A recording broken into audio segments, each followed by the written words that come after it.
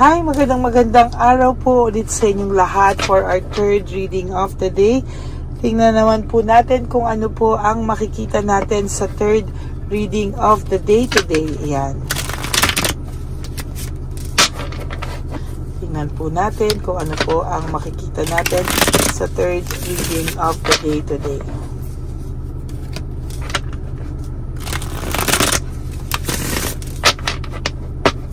Kamusta po? Sana po ay napanood nyo na po yung first, second, and third reading bago po tayo tumalon dito sa sana po napanood nyo na yung first, second ngayon bago po kayo tumalon dito sa ating third reading of the day. Okay? Ayan. Pili na po tayo ng 10. 1, 2, 3, 4, 5, 6, 7, 8, 9, 10. And pili po tayo ng another 10. 1, 2, 3, 4, 5, 6, 7, 8, 9. Ay, sorry po. Ano pala? 10. Okay. Tabi muna po natin yung mga hindi natin napili. O sige, yan na, lumabas.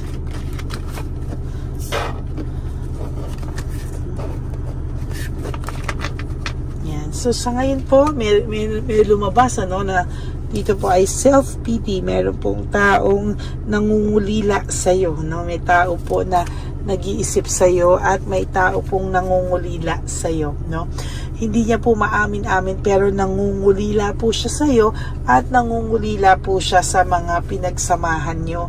Actually, ngayon po naiisip niya lahat ng pinagsamahan nyo at ngayon niya po gustong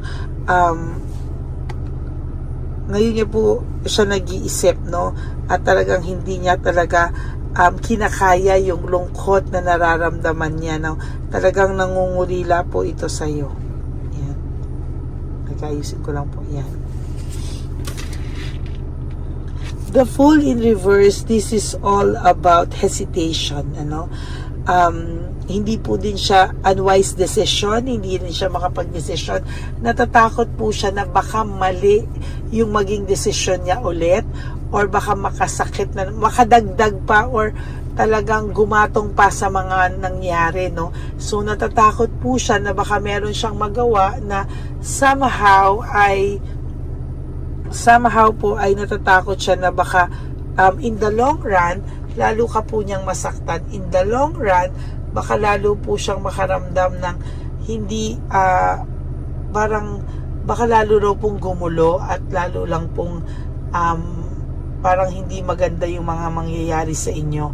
Kaya ngayon, bago po siya magdesisyon, talagang sinusure niya muna po, pinag-iisipan niya kasi ang dami niya pong desisyon na mabilisan. Ang dami niya pong desisyon na hindi niya talaga pinag-isipan, very impulsive decision.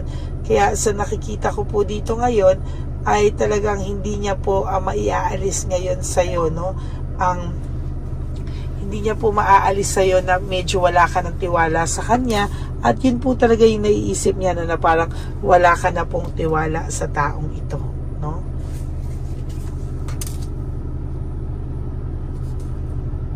Yan. Very disorganized po ang taong ito ngayon, Marami po siya ngayong anxiety, chaos, overwhelmed po siya sa mga nangyayari. Very disorganized yung buhay niya at hindi niya po inisip, kung ano na raw po ba yung susunod na mangyayari sa buhay niya. Sabi ko nga po sa iyo, nawalan po ito ng direksyon. Kaya nangungulila po ito sa iyo sa ngayon. Hindi niya po alam kung ano po yung kanyang gagawin. Hindi niya po alam kung ano ba yung mga kaganapan o magiging mga susunod na kaganapan sa buhay niya. Para raw po siyang nakahang and nakahold yung buhay niya kasi talagang maling-mali daw talaga, nung naghiwalay po kayo, ayan, the Lovers in reverse, parang naging unstable, no? Akala niya kasi talaga hindi ka na niya mahal. Naghiwalay kayo, parang failure sa kanya na malagpasan yung test sa relationship nyo, no? Meron kasing mga sinasabi na pag nalagpasan nyo to, okay na sana eh. Pero ano ang nangyari? Ang nangyari dito is hindi po siya nagwagi, no? Sa temptasyon, talagang natempo ang taong ito at talagang naging selfish po siya, no, sa mga bagay-bagay. Siya po ay naging selfish, hindi niya po inisip kung ano po yung mga mangyayari sa kanya, no. The world in reverse is all about frustration, emptiness, failure, lack of fulfillment, mga unfinished business, no, mga missed opportunities, no. Marami po siyang ganyan, no, hindi niya po inisip kung ano po yung mga mangyayari kasi sugod po siya na sugod. Ayan, no, nung una po wala siyang pakialam, hindi niya po alam na pagsisisihan niya pala yung mga pagsugod niya ng pagsugod kasi parang fearlessness, no, wala siyang pakialam, adventure, parang very brave siya nung pinasok niya to, pero ngayon po palang sa kanya pumapasok lahat, no, parang ngayon po talaga sa kanya nagsisink in lahat, no.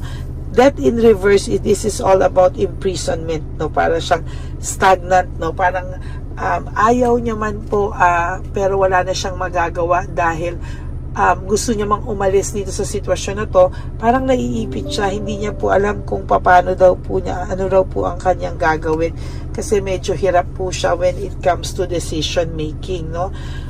Wala pong kagana-gana ang taong ito sa ngayon. Very careless kasi ang nangyari sa kanya. Ngayon unfocus siya, no?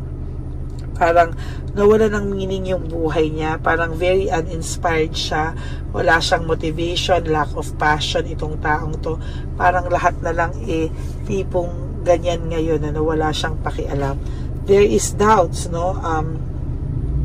Meron siyang doubts, no? Parang hindi niya alam kung ano ba yung kanyang gagawin sa mga susunod na desisyon niya sa buhay. Gusto daw man niyang gusto man din niyang ayusin lahat, pero parang ngayon ay may doubt siya sa sarili niya kung kaya niya, kasi para na rin po siyang nanghihina, no? Para na rin pong pakiramdam ng taong to is wala na siya, napunta siya sa isang sitwasyon na hindi niya pinasok niya, hindi niya po alam labasan o lusutan, ano. Frustrated po ang taong ito. There is frustration, naging defensive lang po ito. No, there was a time itong tao pong ito, akala mo po ay naging demonyo na, no? Pero ano po, ngayon po para po siyang bumabalik sa niya, ulirat niya. Very anxious po siya, very defensive, no? Ang dami pong delays na nangyayari sa buhay niya, at talagang sa nakikita ko po sa kanya ay wala, gusto niya po talagang umalis kung saan meron, gusto niya pong tanggalin yung connection niya o cut yung cord, no, sa kanila nung kung sino man ito o mga taong nag-impluwensya sa kanya, pero hirap po siyang umalis, no.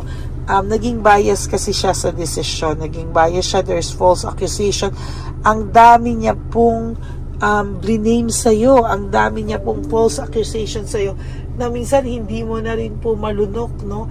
Hindi mo na rin po kinakaya, parang ang pakiramdam niya is, ano pa to, no? Parang lahat na lang ako may kasalanan. Siya na yung nanloko, parang ikaw pa din yung may kasalanan, na parang minsan hindi mo matanggap na ako pa din, kahit na ikaw na alam naman natin dalawa, between the two of you, alam nyo na siya yung may kasalanan, pero ang galing niyang mag-twist ng sitwasyon, no? Nabaliktad niya lahat, at ngayon, hindi niya na mababaliktad yan sa sarili niya, no? Ikaw po ay nakakatuwa, no? Ikaw po ay nagkakaroon ng progress sa iyong sarili, na nagkakaroon ka ng progress, nagkakaroon ka ng maayos ang nagiging buhay mo kahit pa na-hurt ka. Pilit mong nilalabanan, pilit mo talagang kinakaya lahat, and sa totoo lang, masyado kang naging brave, no? At sa nakikita ko dito ay kahit feeling mo yung tao mo ay nag-fail sa relationship nyo, immature, no? Parang nasaktan ka pa din, na alam mo na siya may kasalanan, pero parang somehow at the back of your mind, kino-question mo din po yung sarili mo na kasalanan ko ba nga? Parang ganun, no? Siya po ngayon ay very moody, no? Aburido po ito. Ang dami pong naleneglect nito na mga kailangan niyang gawin. Very insecure siya ngayon sa sarili niya at parang hindi niya po alam hanggang kailan siya makakaramdam ng ganito, no? May mga betrayals po siyang nararamdaman ngayon, rejection, para po siyang disloyalty, nararamdaman niya po yan sa mga taong akala niya ay kampi sa kanya, akala niya ay kaibigan niya. Pero ngayon po kasi nakakakita ako ng pag-isolate, no? Ina-isolate niya po yung sarili niya dito, ina-isolate niya po yung sarili niya, nilalayo niya po yung sarili niya para po hindi niya po talaga alam kung ano po yung kanyang gagawin, ano. Ang pinaka naging desisyon na lang po niya is ilayo po yung kanyang sarili from this kind of situation. Pwede pong blinakan niya, nagblockan po kayo sa isa't isa, pero distracted po siya, pakiramdam niya po hindi po yan yung tamang gawin. Pero ngayon wala po siyang choice but to isolate yung sarili niya, no? Ina-isolate niya po yung sarili niya dito at talagang nahihirapan po siya sa totoo lang, no? Ang tao pong ito ay naging careless kasi, no? Naging careless siya. Naging careless siya sa mga desisyon niya. Hindi niya po iningatan, hindi niya po inayos kung ano man po ito. Talagang parang pabigla-bigla siya ng mga naging desisyon. And ngayon, takot po siya, no? Wala po siyang magawa, no? Talagang meron po siyang hesitation lumapit sa'yo. Wala po tong any initiative lumapit sa'yo. Parang nag-wait po siya, no, kung meron po siyang pag-asa. Parang naniniguro siya kung lumapit pa siya sa'yo. Naninigurado muna po siya bago siya gumawa ng hakbang, bago siya gumawa ng aksyon. Naniniguro muna po siya o nagsisigurado, no? Yan po yung nakikita ko sa kanya. Very disorganized po ang taong ito at sa nakikita ko po, ganyan din po siya sa mga susunod na panahon. Oh my God, the Tower, ang last card, no? This is all about disaster, no?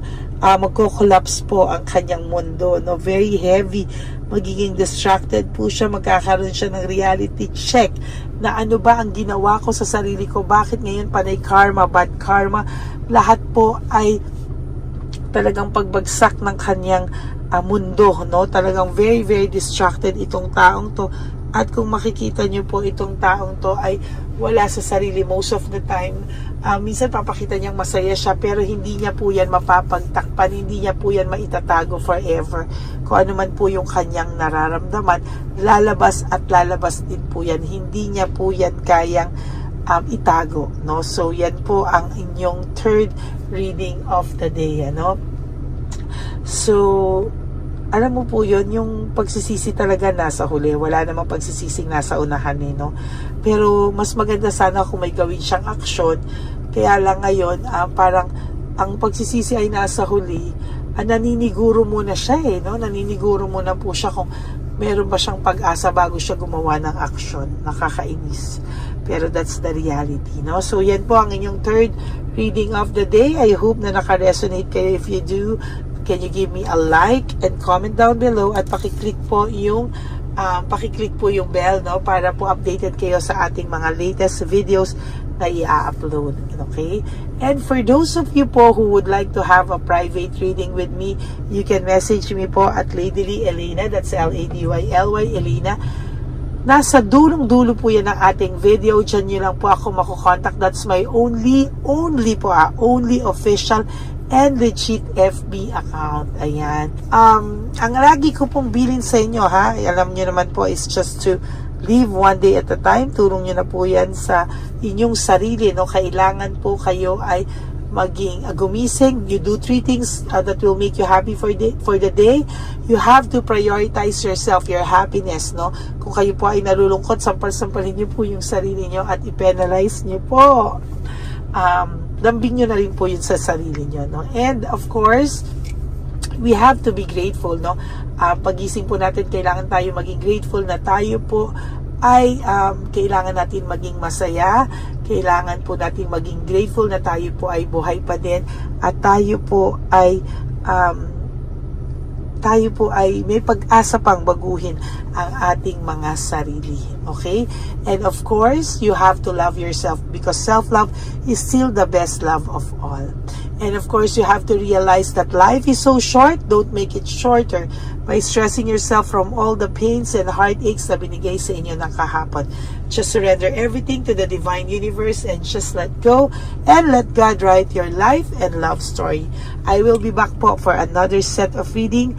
Mamaya, bibigyan ko po kayo ng bonus reading of the day. Maraming salamat po sa inyo and God bless you all. I love you all. Bye!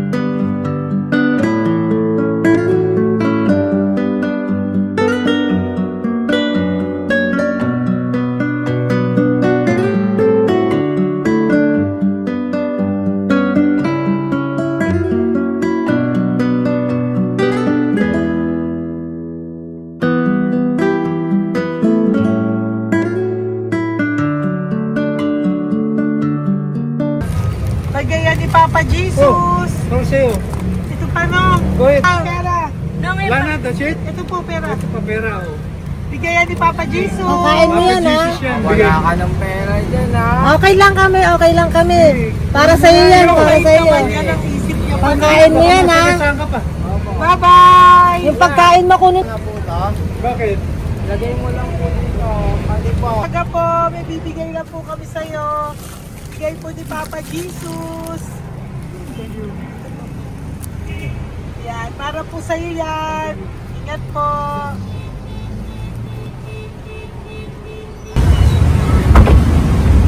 Magandang tanghali po.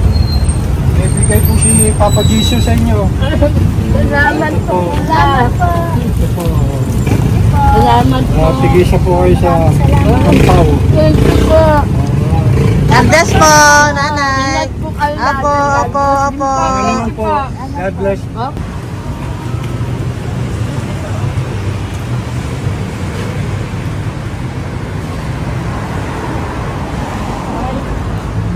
Bigay po ni Papa Jesus sa inyo. Maraming salamat po. Ito po. God bless po. Kuya, pangkain mo po yan, ha? Tayo ka ba nandyan? Hindi po. Dito po, nagatimpaan po. Ah! Sa Music Ministry. Doon ka nakapwesto. Opo. Sige po, bye po. Shoutout po. Ingat.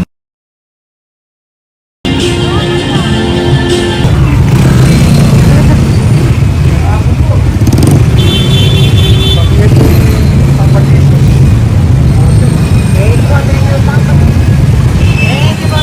Thank you po, bye po. Meron pa bigay po ni Papa Jesus.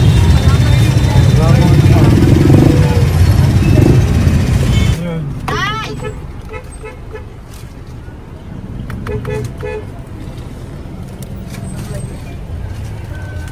Yun. Tay, para sa iyo po, bigay po ni Papa Jesus. Papa Jesus, amen. Tay, bye-bye. God bless po, God bless. Para sa iyo po, bigay po ni Papa Jesus. Ayan po, bigay po yan sa ni Papa Jesus. Thank you po. Amen.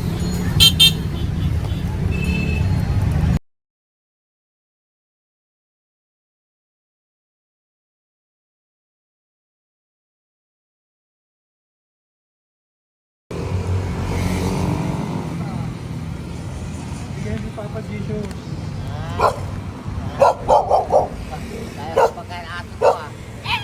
Madami mong aso, kuya. Alaga mo lahat yan? O, nagkait. Kuya, size yan. Nasaan yung iba? Kalagala. Ay, talaga? Salamat po. Kalagala po. Paano pagkain yan, kuya? Saan mo kinukuha? Sa tambay ko. Lahat. Ang dami. Ang dami niya pong aso. Oy, ang daming aso ni kuya. Sais. May nagbibigay sa inyo pagkain. Nangangalakal ako. Okay po. Tapos, Kaya mo kuya, pag nadaan ako, bibigyan kita ng dog food dito, ha? oo. Dito ka lang ba lagi? Dito ako lang tutulog. Okay po, sige. Okay po. Marami din akong aso sa bahay, eh. Salamat po. Okay po. Isa.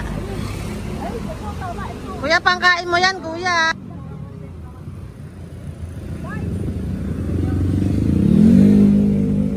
Nangangalakal ka, kuya? Sige po, thank you po. Maraming salamat, ma'am. May pagkain ka, nanay. Sa hirap ng buhay ngayon. Ba't nandito ka, nay? Tagasan ka ba? Yung arthritis ang sakit ko eh. Tagasan ka ba, nay? Sa plado eh. Sa Pladway. Oo. Okay po.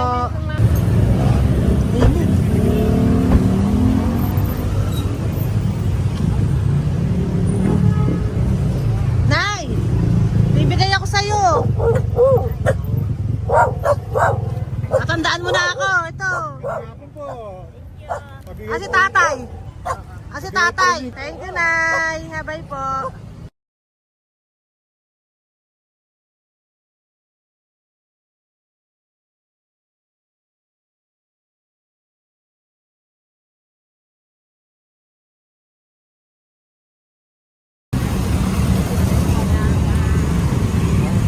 God bless, Nay. Thank you po.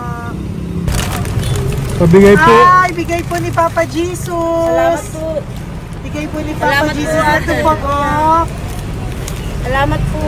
Bigay po ni Papa Jesus. Ito pa po.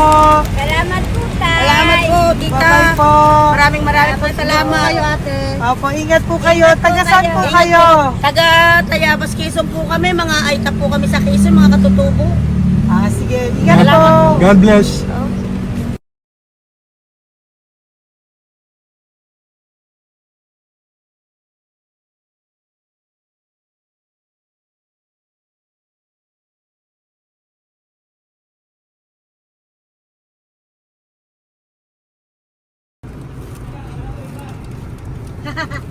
Tay, Tinatawag niya eh. bigay po ni Papa Jesus. Thank you po.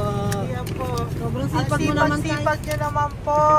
Kanina po kasi, taglagas ngayon, taglagas.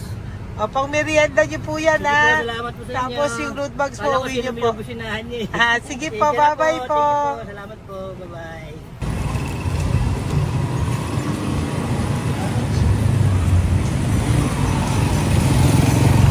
Brother. Basta. Pabigay ni Papa Jesus. sa'yo. Ang kaya mo yan, ba't hindi ka makatayo? Na ano ka? Ah, okay. Sige, bye-bye. Hello po! Para sa inyo po, bigay ni Papa Jesus. Thank you very much. Sige po, bye-bye po. God bless you. Tay! Magandang hapon po. Bigay po ni Papa Jesus. Ito pa po, Tay. Para sa inyo po. Bye-bye po.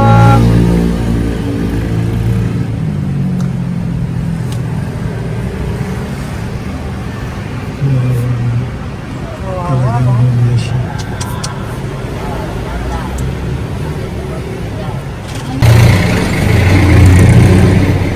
Ate! Ito lang. Baka maano siya. Ito po, oh, bigay po sa'yo ni Papa Jesus. Ito pa po, oh. Pera po. God bless pa. Okay. Taga saan ka po? Sige, ingat ka po, ah. Hello po, magandang hapon po. Ano po? Bigay po sa'yo ni Papa Jesus. Thank you, madam. Tsaka ito pa po, para po sa'yo. Salamat. Thank you po, ingat po. Thank you, ma'am. Sige po. Salamat. Akala ko, ma'am, bibili. Ay, hindi po, para sa'yo po yan. Bye-bye Thank you, po. ma'am.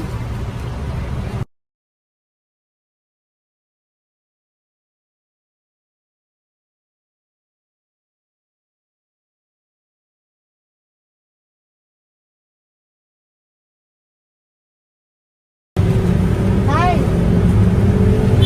Hirap na hirap. Bibigay po ako ng gusto. Hirap na hirap Dito siya. po tayo, dito sa kabila. Bawalin mo siya, lies pa yan. Kawawa naman. Tay, magandang araw po. Oh, Lord. Bigay po ni Papa Jesus. Ay, ito po, ano yung dagdag po. Dagdag po, bigay po ni Papa Jesus. Thank you po. Thank you po. Kawawa naman. Diyos ko, hindi na siya makaano ko.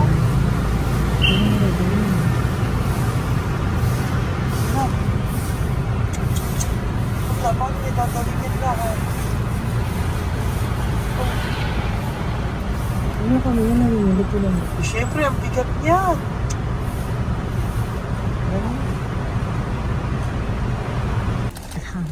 Kaya, bigay sa'yo ni Papa Jesus. Thank you po, ma'am.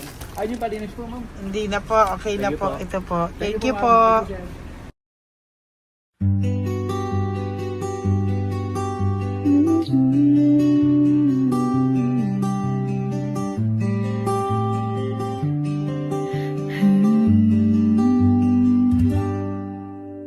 Nasa panahon ako ng kalungkutan, panahon na hindi ko alam ang gagawin. Nalilito, naguguluhan, nagtatanong sa sarili, ano nga ba ang gagawin ko? Nang biglang nag-browse ako sa YouTube at biglang lumabas ang channel mo, ang mensahe na noon ay nilabas mo. Angkop na angkop sa nadarama ko. Unang beses lang dumaan ang channel mo sa browser ko. Hindi ako nagdalawang isip na hanapin ang Facebook account mo at mag-message sa'yo. Agad ka naman sumagot sa mensahe ko. Hindi ko alam ang damdamin noon dahil parang may sumungaw sa aking pag-asa. Nang kaliwanagan sa dilim ng gabi, dumating ka, ikaw ang sagot sa panalangin.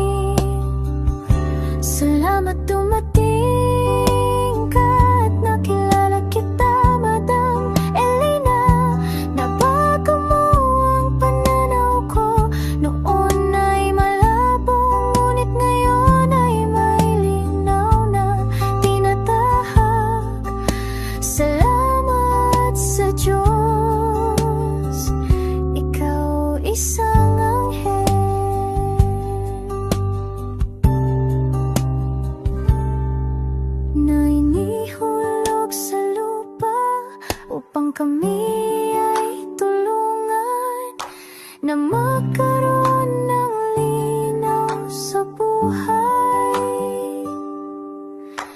Pinadaan sa'yo ang mensahe na naisipan